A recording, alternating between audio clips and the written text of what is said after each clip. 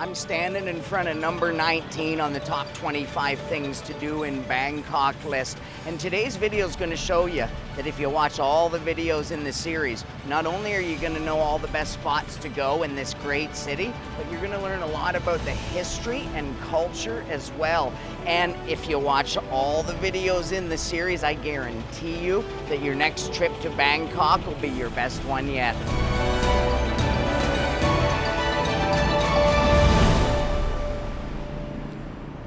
Before telling you why this monument was erected in 1941, this is the perfect opportunity to give you a little bit of background on how Thailand managed to be one of the only countries in the world to never get colonized. And by the end of this story, it might shed a bit of light and insight into why Thailand's remained pretty much neutral so far in the whole Russia-Ukraine conflict. Okay, so back in the 1800s, European colonization was in full swing around the entire world. They were taking everything they could. I'm not super proud of my ancestors for doing it, but that's what they were doing. And Southeast Asia was no exception. The British took Myanmar and Malaysia. The French took what was known at the time as Indochina, which is Vietnam, Cambodia, and Laos today. The Netherlands had taken Indonesia. So who took Thailand? Nobody. That's a little inside joke for my Toronto compatriots. Anywho, the Thailand kings at that time, first King Mongkut or Rama IV, and then King Chulalongkorn or Rama V, were both very savvy. They saw what was coming and decided to start signing trade deals and cooperate with European powers. This succeeded in integrating Thailand into the global marketplace. And then in 1896, the British and French agreed to leave Siam alone as a little bit of a buffer between their colonies. Now, it wasn't without its losses. In various conflicts at the time, the Kingdom of Siam grew smaller, losing parts of Cambodia, Laos, and Malaysia, leaving Thailand looking a lot like this. Available in the RW for You merch store. Link in the description below. Shameless plug. But the threats of colonization didn't end there. In the Second World War, Thailand remained pretty much neutral for the first 3 years, but then just a few hours after attacking Pearl Harbor, the Japanese invaded Thailand. So what did Thailand do? Well, they actually sided with the Japanese, which meant that they declared war against the Allies. Thailand actually regained a bit of land from Laos and Cambodia during the next year, and then we all know what happened. The unconditional surrender of Japan. And when they did that to end the war, a top Thailand official declared that Thailand's declaration of war was null and void, basically saying, we didn't do that. The penalty to Thailand was some concessions to the Allies, such as favorable rice deals and giving back certain territories. But other than that, they came out unscathed and remained unoccupied. This put them in very select company. There's only ever been a handful of countries in the history of the world that have avoided being colonized by a European force. All I gotta say to that is, good on you, Thailand. And this brings us right back here to number 19 on the Bangkok list to rule them all. This is Victory Monument. It was erected back in June of 1941 to celebrate a victory in the Thai Indochina War, where Thailand actually won a conflict, annexed some land in Western Cambodia and Laos, and they put this monument up as a result. It's a great place to come and visit, great to learn a little bit of Thai history. But the best thing for you when you come here is that you're gonna find the cheapest bowl of noodles you've ever seen. So you're gonna wanna walk over this way from where we just were. That's the BTS station over there called Victory Monument. Right down here, you see a little bus station.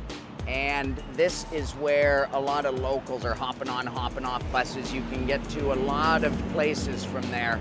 Then you right over here, cross this footbridge, just start following the street food.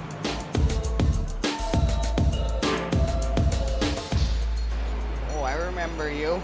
I've eaten your goodies before. Anyone out there remember when we ate his goodies? What is this? Oh, some shredded coconut.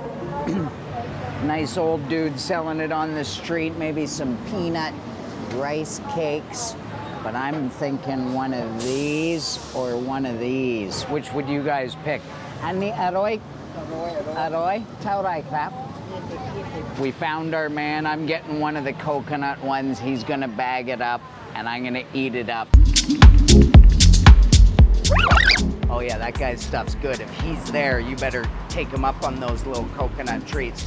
But if you're not into cheap noodles, then Victory Monument's equally great to just come browse around for the street food.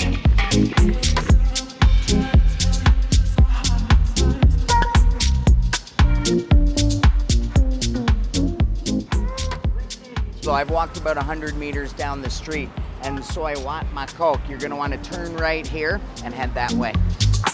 Go all the way down to the end here, and then hang a left.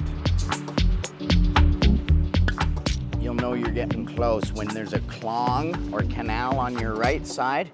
You'll see this temple on your left side, which you could wander through if you like. The Thai temples are always nice to walk around. And then just across from that is this place right here.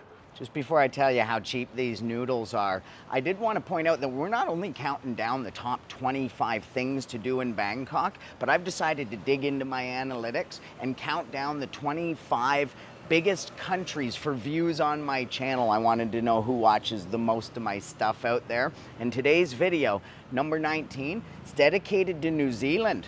The Kiwis. All right, I like to hear that. I like a good Kiwi. Now, we're coming up here, and I'm at off hours, actually. The place seems to be closed, so I won't be enjoying any of the noodles right now. But lucky for you, both me and Mark Wiens have enjoyed this place many times. Don't skip a meal at Boat Noodle Alley, a collection of canal-side restaurants next to Victory Monument that serve bowls of pure porky delight. You can get the typical boat noodles, or you can get what I've got, which is tom yum noodles with a couple of little pork balls inside, some sen lek, some chilies, and look at this, it even has pork, pieces of pork inside. They're very good. If you come during the lunch rush, this place will be absolutely packed and hard to get a table, quite honestly. So I came a little bit after the lunch rush, a little peanutty, definitely got tom yum flavor.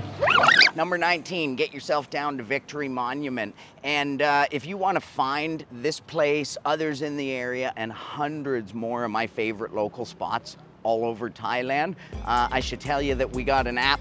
We built an app called Teeny. You can find it on the Apple or Android store. Got turn-by-turn directions. Every single place has a video tour done by me, and it's just meant to get you guys out peeling back the layers of the onion that is this wonderful country called Thailand.